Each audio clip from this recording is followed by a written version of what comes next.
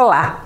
Hoje nós vamos falar de um outro livro do Prêmio Nobel de Literatura, Kazuo Ishiguro. No outro post nós falamos de Não Me Abandone Jamais e hoje o livro é Os Vestígios do Dia. Esses dois livros, Não Me Abandone Jamais e Os Vestígios do Dia, são os livros mais famosos do Kazuo Ishiguro porque os dois foram transformados em filme. Então eu recomendo que depois que você tiver lido Os Vestígios do Dia, você assista o filme e tem duas interpretações muito interessantes de Anthony Hopkins e Emma Thompson.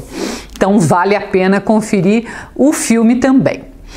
E o que me chama muita atenção em Os Vestígios do Dia é como o Kazuo Ishiguro ele transforma a sua escrita lá do Não Me Abandone Jamais para Os Vestígios do Dia. Tanto lá como aqui, o narrador também é o protagonista. Lá era uma narradora protagonista muito contida e aqui é um mordomo inglês, o Stevens.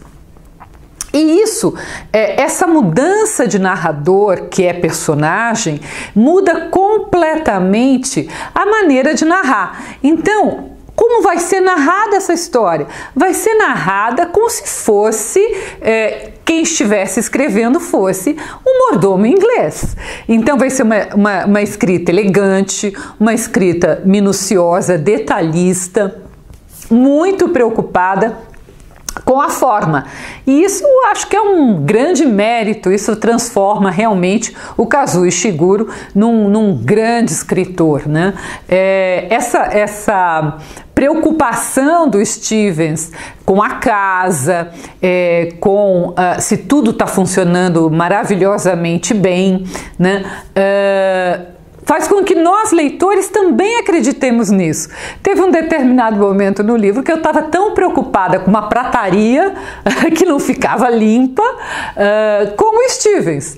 Eu fui fazer uma pesquisa, nós estamos falando de Inglaterra, e eu fui fazer uma pesquisa, até hoje em Londres existe uma escola de mordomos que forma mordomos a preço de ouro para milionários do mundo inteiro. Então, se isso ainda existe hoje, na Inglaterra de hoje, do século XXI, quanto mais em meados do século XX, que é quando a história se passa.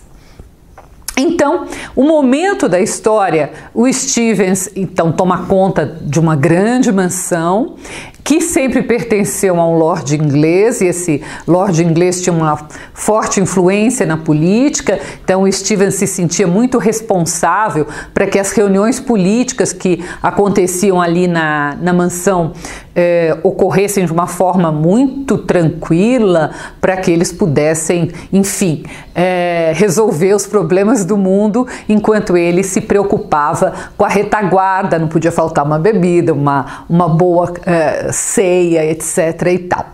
Mas, então, o momento que o livro começa, essa mansão foi vendida para um milionário americano, não é mais um lord inglês, e o milionário americano reduziu muito a criadagem. O Stevens chegou a ter 14 pessoas subordinadas a ele, e nesse momento ele não tem mais isso e ele começa a perceber que tem algumas falhas.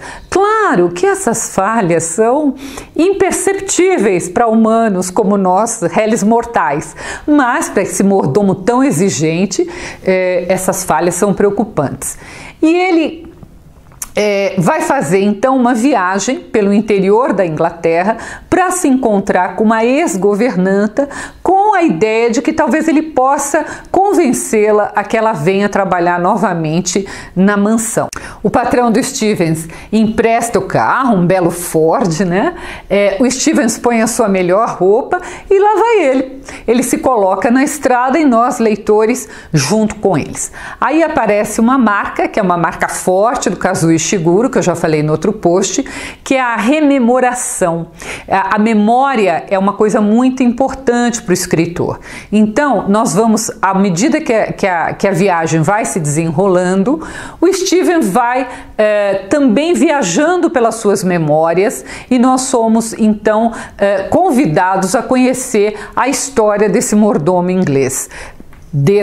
até tudo que aconteceu até chegar naquele momento que é o momento da viagem.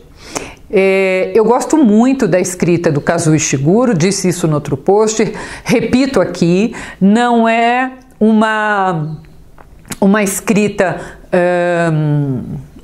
de grandes sobressaltos, não, é uma escrita sensível, minuciosa, muito bem construída, e por isso, claro, vale a pena conhecer não só apenas esses 2 livros, mas toda a obra do Prêmio Nobel de Literatura. Se você quiser ler a resenha por escrito, ela está no meu site www.miriambevilacqua.com.br, canal Resenhas. E, claro, não deixe de se inscrever aqui no Biblion. E por hoje é só. Muito obrigada!